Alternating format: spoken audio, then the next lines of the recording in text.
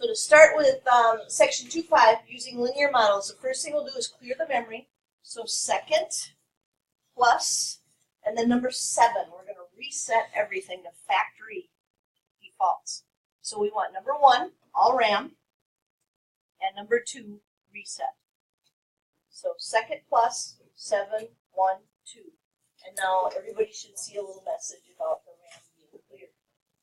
So now we start with a clean slate. And what we're going to do today is we're going to try to figure out a line of best fit. And you guys have done that, but it's been a while. And we want the calculator to tell us how good a line of best fit is. You know, is it pretty close to all the points or isn't it? To do that, we have to turn on something on your calculator called diagnostics. So we're going to turn on, your calculator has a catalog. Did you know that? It's like an index. It's under the 0 button, but it's blue. So we have to hit blue second, and then 0, and this lists all the fancy things that the calculator will do. We have to scroll down until we get to diagnostics on. Diagnostics on.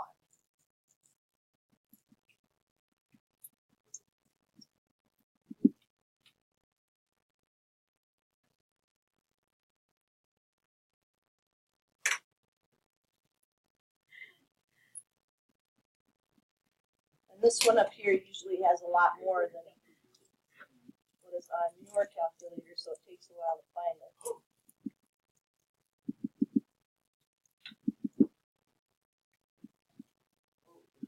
Finally to the D's. Okay, so you'll come across diagnostics off first. That's not the one we want. We want diagnostics on.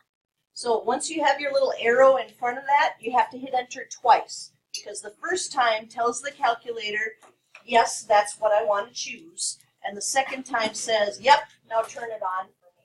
And what that does is it makes the calculator do a little more math to show us every single detail that we need when we go through this.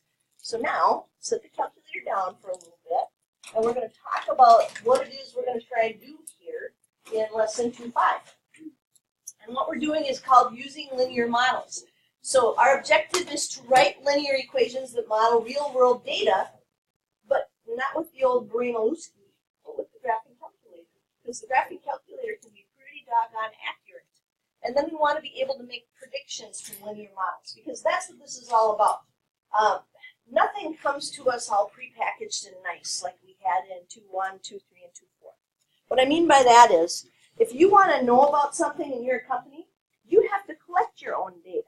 I can remember going through malls used to just be the most horrible experience because there were so many people walking around with clipboards. Do you have a few minutes for us to ask you a question? And it always seemed to be silly stuff. You know, one time I got asked, do I chew gum? And if I do, how many sticks of gum do I chew a day? Somebody needed that data. Some gum company trying to figure out, you know, how many sticks of gum people chew every day. So if you want to do this from start to finish like a business would, you really have to collect the data first and then figure out how to look at it. And when you have data that's based on an independent and a dependent variable, so 2 variables, an x and a y, you want to use a scatter plot, which is just a graph of all the points that you get. So 2 things that you're looking at. When I have taught AP Stats before, my students had all kinds of things they were looking for stats on. One time I had students that were keeping track of the color of cars. So they just went out to any random street and stood there for an hour or so and counted how many reds, how many silvers, how many blacks, you know, all of that good stuff, and kept track of that. Some of them went after things like Skittles, you know, trying to find the probability that you get a green Skittle or a red Skittle or whatever it is, and just taking a whole bunch of Skittles and counting those up, and M&Ms too, M&Ms. So that's when you're collecting your data and you're trying to figure out, is there some kind of correlation between these 2 things? So we make a scatter plot. And what we hope is that all of the points in our scatter plot are kind of close together, because that usually tells us there is a correlation between the 2. So correlation is a fancy word that describes the strength of the relationship between 2 data sets. The closer the points follow along the line, the stronger the correlation between the 2 variables. 2 situations that really explain what's going on with correlation would be the temperature in Minnesota, and keeping track of how many people wear jackets to school. I mean, if you stood out in front of the school all year long, you would notice that as the temperature goes down, the amount of people wearing jackets goes up. That's called a negative relationship because as one goes down, the other goes up. But if we were to keep track of how much money people make while they're in high school and how much they spend, as you make more money, you tend to spend more money. And that's a positive relationship. You know, and some of you are already in that catch-22 where you're like, well, I got to get a job because I want to get a car. Well, now I have a car and now I have to get a job because I have to pay for insurance, I have to pay for gas, and I have to, you know, it's that endless cycle. And that's the kind of data we would be talking about here is what's the relationship between the two? So when we look at all of these drawings, here's what we're trying to do. We're trying to fit a line that would represent all the points. Now, a line of best fit typically has the same number of points above it as below it. So with this one, I just kind of count the dots and say, that looks like I've got about half the points above and half the points below. Now, I would say that's a little high. I probably should redraw that one. Try to get it more right through the middle there. But what we're looking for is how closely are all the points to that line. They are pretty doggone close to that line. So this line is going down from left to right. As the x's get bigger, the y's get smaller. So that's a negative relationship. And this is a strong negative relationship because all of those points are clustered right around that line. But this one, I suppose I could draw a line, maybe about there. But does everybody notice the points are a little farther away from that line? Yeah, it's not a strong relationship. It's a pretty decent one. It's kind of weak, you know, a weak negative correlation. But that third one, I don't have a clue where I could possibly draw a line to go all the way through and represent what's going on. I mean, are they going up? Are they going down? They're all over the place. So if we can't distinguish that, then we just have to say it has no correlation. Those two things have nothing to do with each other. You know, asking people how many sticks of gum they chew every day, and then asking them how many chicken drumsticks they eat every day. Those two things don't have anything to do with each other, so it'd be all over the map. It's just no correlation. Then this one, I notice, okay, they're pretty clumped. I could probably represent them with something like that. But that's a positive correlation because it's going up from left to right.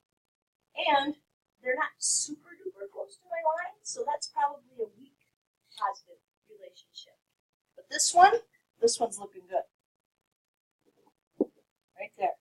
That would be a pretty strong relationship there. All those points are clustered really nicely around that line. So that's a strong positive correlation. Now in the past, you'll learn how to do this by hand because what we taught you was if you want to come up with an equation for that line, you should pick a point somewhere down here on your line and somewhere up here on your line. Take the 2 points, find the slope, write the equation in point-slope form. We're going to do better than that today. We're going to try and be more accurate. We're going to let the calculator do that for us. And what is so weird is that when we push one button, boom, it does it. Just like that. It doesn't have to sit here and do all those calculations that we have to do because it does them in a second, split second. So the first thing we're going to do is we're just going to look at some data and we're going to see, is it positive, negatively correlated? Is it strong? Is it weak? What is it? So what we're going to do is we're going to enter all of this data into our calculator. And I'll get you there and let you know because this happened last in third hour. There's actually, we're going to put some things into list 1. These are average temperatures, but so are these. So we're going to put all of that in list 1. Don't just put one table in and say, yeah, I'm done. And then we'll put these in for list 2. So the average temperatures are going to go in as list 1. And then we're going to put all those electricity bills in as list 2. So now we need to know where on earth does this stuff go? Well, how are we going to get it in there? Well, everything we do with collecting data makes total sense to do under the stats button, statistics. And the statistics button is right here. It's just to the left of the left arrow button, right here, stat. So we do that. And number 1 is edit.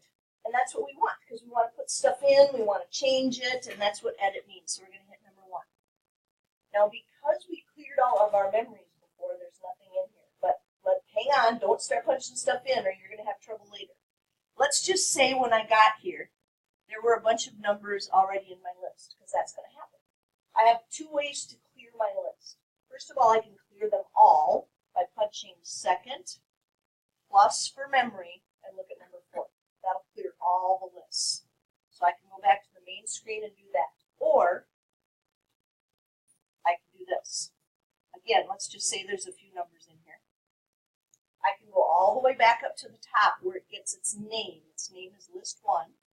And I can hit clear and enter. And that will also take anything in there that's out of there. So now what we want to do is actually enter those in. So I'm going to have to go to the computer and do that. I don't know about you. I hope your copy is bigger than mine, because those are teeny itsy bitty little numbers on mine. They're not. That's horrible, isn't it? So I got to cheat and open my book. If you need to, cheat and open your book so you can see them a little bigger. But list 1 is where we're going to put all the temperatures. And list 2 is all the costs of electricity.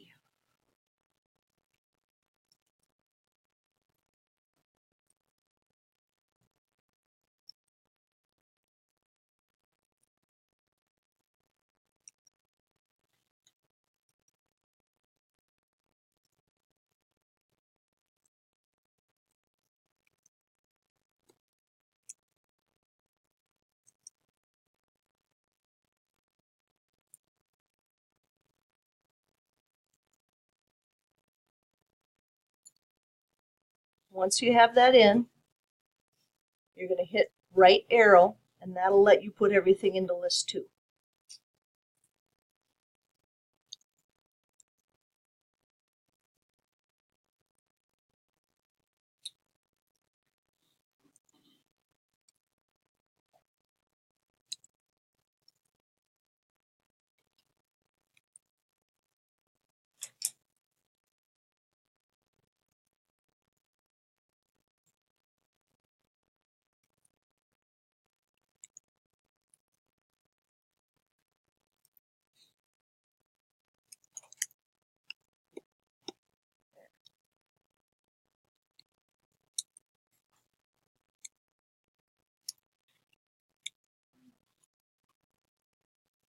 Punch it in too quick, it doesn't take it. Now, when you get done with that, you have to make sure that both your lists end at the exact same place. If they don't, you forgot a number. There's nothing more frustrating than having forgot a number and then getting error messages later. So make sure they're both stopping with the same little spot. There. So far, so good.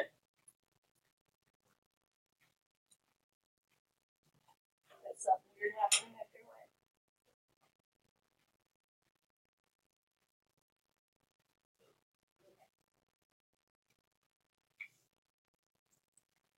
I need to see these dots. I can't tell them how this is correlated unless I see them. But graph isn't going to do it, because this isn't just normal graphing. This is statistics graphing. And if you look up here above y equals, you're going to see a little thing called stat plot. That's what we need. We need statistics to be plotted. So we're going to hit second y equals, and we have to go into one of these and turn it on. So I'm just going to go into number 1. So I'm going to hit 1. And then while Blinky is over the top of on, I'm going to hit enter. I need to see it. I want to see all those points in the graph. And then the rest of this, because we reset your memories, everybody's stuff should be exactly as it needs to be. We shouldn't have to mess with anything. But if I hit graph now, I'm only going to see numbers from -10 to 10. I don't think we put any negative numbers into this one, so we better hit window, which is just to the right of the y equals button. And then take a look at our x's. Let's see. Our smallest x, 50 something. Okay, so if we start with 50, we'll definitely see it. And maybe just go down 100 so we can make sure we have all the x's in there.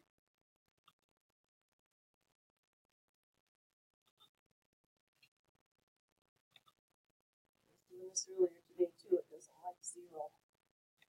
There we go.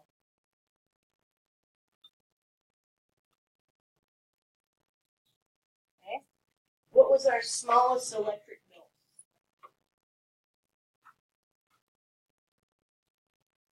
110. That's the smallest electric bill. Biggest one, 200 and something. So let's go 100 to 300 for our Y's.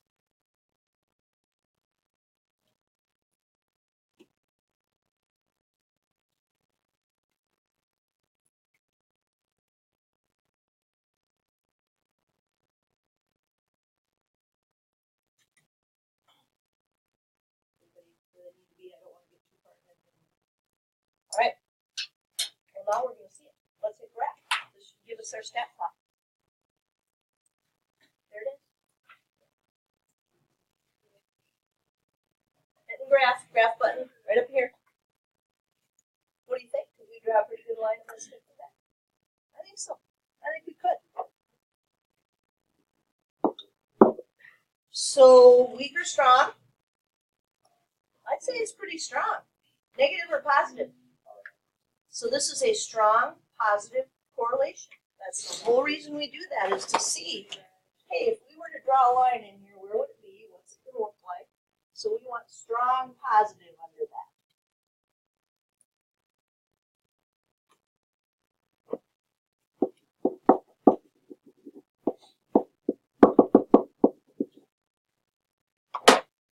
And the question always becomes, well, do we have to put all the dots on? I mean, do we need graph paper and all of that?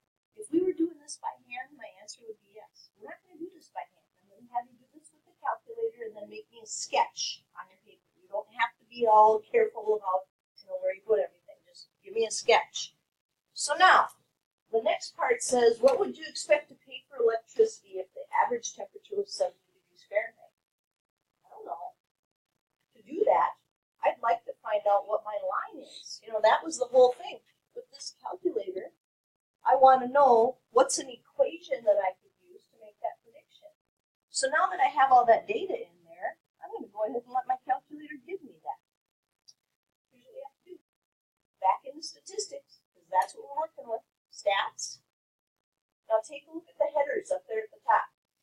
We want it to calculate some stuff for us. So we're going to go to calculate with the right arrow.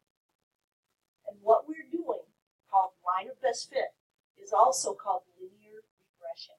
So we're going to go to number 4, and you can either hit your arrow all the way down there to 4 and then hit enter, or just hit 4. Now, yours should say list 1, list 2. We're going to ignore frequency list right now.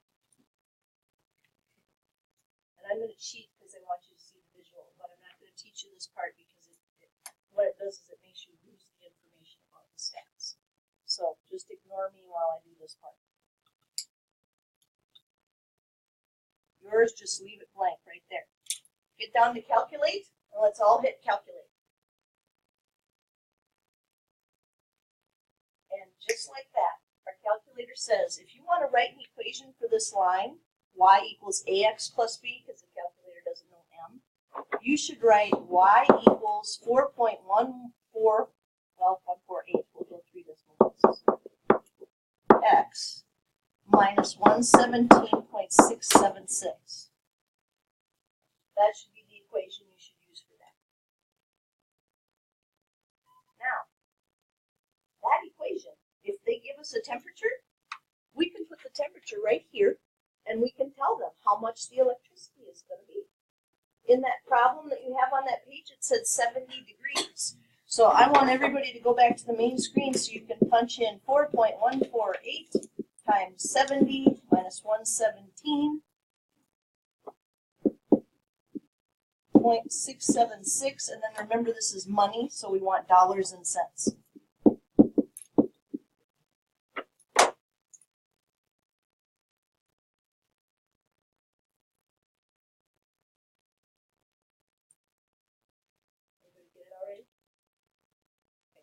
Just call on one person so I can write it down. Average temperature of 70. Abby, I think you had your hand up. Did you have it in there already? Yeah. How much?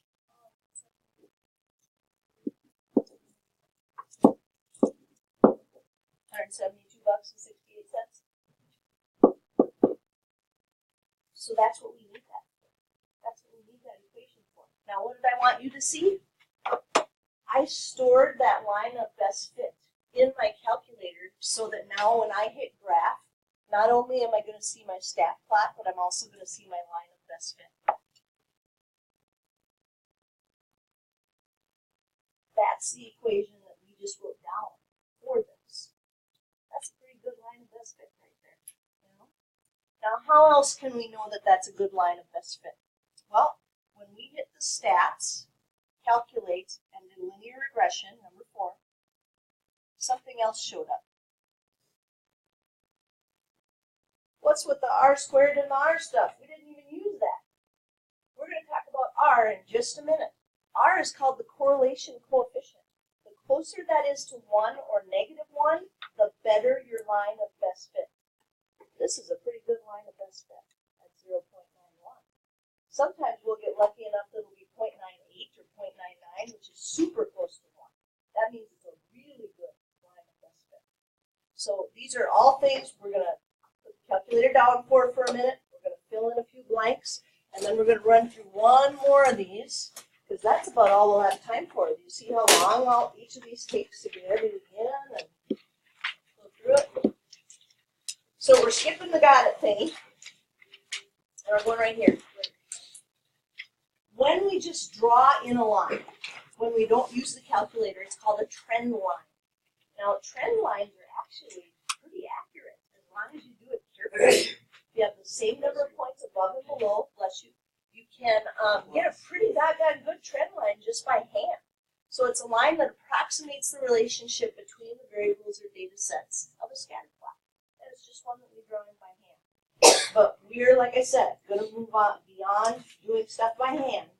And we're going to talk about grabbing a calculator to get a better trend line. And that better trend line is called, so we're going to go 2 more pages here. Quiet with us. Okay.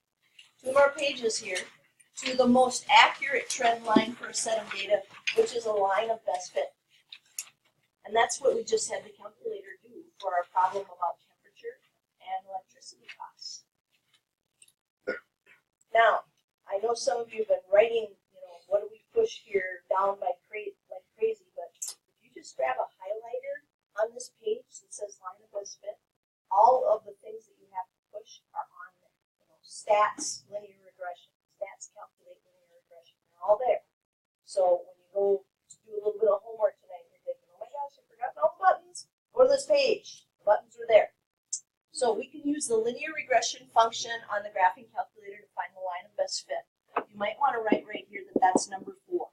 Because we did stats, calculate, number 4. And then R stands for the correlation coefficient. How closely does that line of best fit work for the data that you have? And that's only helpful if you know what perfect is. And the perfect score for an R value is -1 or 1. Anything that's not that is not perfect. But of course, things like 0.99, that is super close. 0.98, anything along those lines will get you something with a really good line of best fit. So problem 3, this will be the only other problem we get to punch in today, because these take a while. But we're going to make a change here with this data. Because I don't know about you, but I would rather not have to punch in 1995. So this is when we make the decision to say, you know what, I'm going to use that as my 0 year. I'm going to use that as the starting year. So I don't have to punch in 1995. I just punch in 0. And then I realize this is 2 years later, so that'll make that a 2. This is 4 years later at 1999. 6, 8. Just scroll up a little bit here.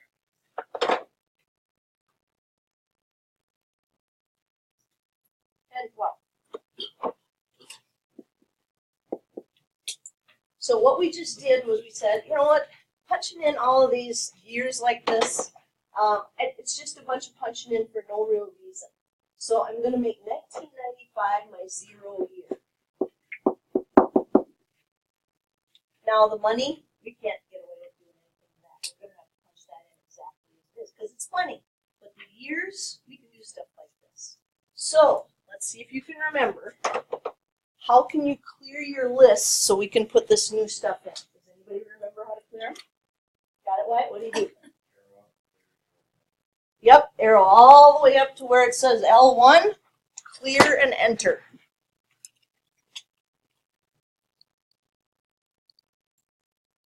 Why, it's got it. So stats, edit again, but we've got to go all the way up, clear, enter on both of these. Oh, it didn't go up. There it is. So now our new list one is going to be our 0, 2, 4, 6, 8, 10, 12.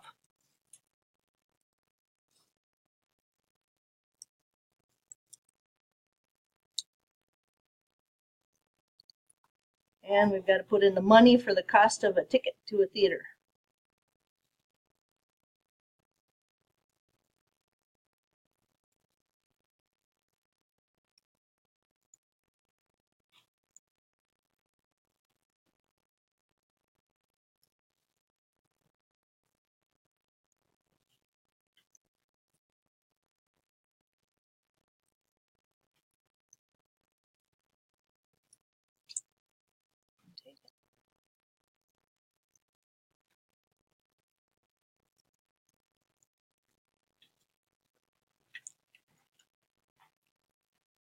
You want to double check that you have the same amount of items in the first column there as you do in the second column. If there's a mismatch, the calculator will yell at you.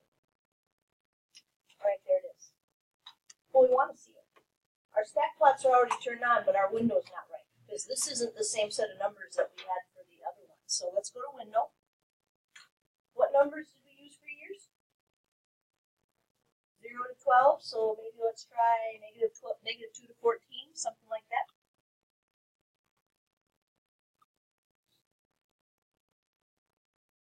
Okay, and how about our money for the ticket price? What was the lowest price? So if we start with $4, we'll be good. What's the highest price? Maybe 4 to 7 then?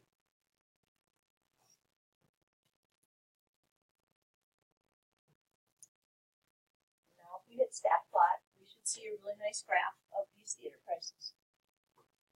Oh, that is almost a straight line itself if you connect those up. So that must be a pretty good predictor of what's happening with theater prices over the years. So now I want to know, calculator, give me that line of best fit. What do I do? Stat, calculate. Which one of those is the one we want? Number 4. And again, you guys could just go ahead and go all the way down to calculate and hit it, but I'm going to cheat and store this away so we can see that line of best fit.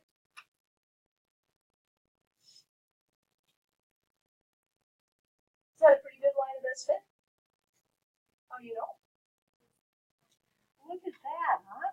It was almost a direct hit on all of these. So what we want to write down is y equals 0.218x plus 4.26. So there's our equation. While you guys do that, I'm going to hit graph so you can see how nice this fit that was.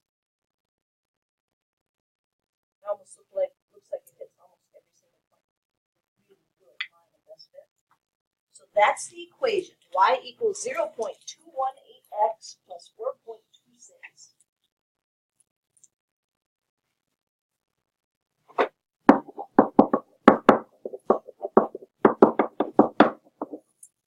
Now, let's use it to make a prediction. The theater says, gosh, if this keeps going like this, I wonder what we'll be able to charge people in the year 2025. How much will we be able to charge people for theater tickets? Well, what was our 0 year? 1995. So we're going to subtract and see how many years have passed from 1995 to 2025. How many years is that, everybody? 30 years. 30 years. Because remember, 5 to get us up to 2000, 25 to get us there. So 30. So here's what we need to do. We need to put a 30 in here.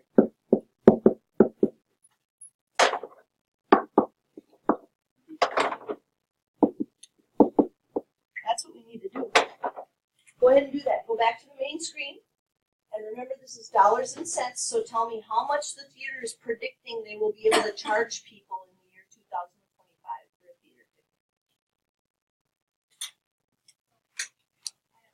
Oh, you have the answer already? All right, Lindsay, give me dollars and cents. $10.08. That sounds like a lot of money, doesn't it? But let's think about this. In the year 2025, I mean, inflation would probably make it higher than that. So it really isn't that bad when you think about how many years we have to go until we get to 2025. So 43210 me. I know these will probably be a little lower because this is graphing calculator. And some of you are going, the calculator and I are not getting along. All right. Actually, you have pretty good numbers. You guys are feeling pretty confident. Good. Good. Now, I'm going to get the assignment here and I have to cut it down because it takes too long to do each one of these. So,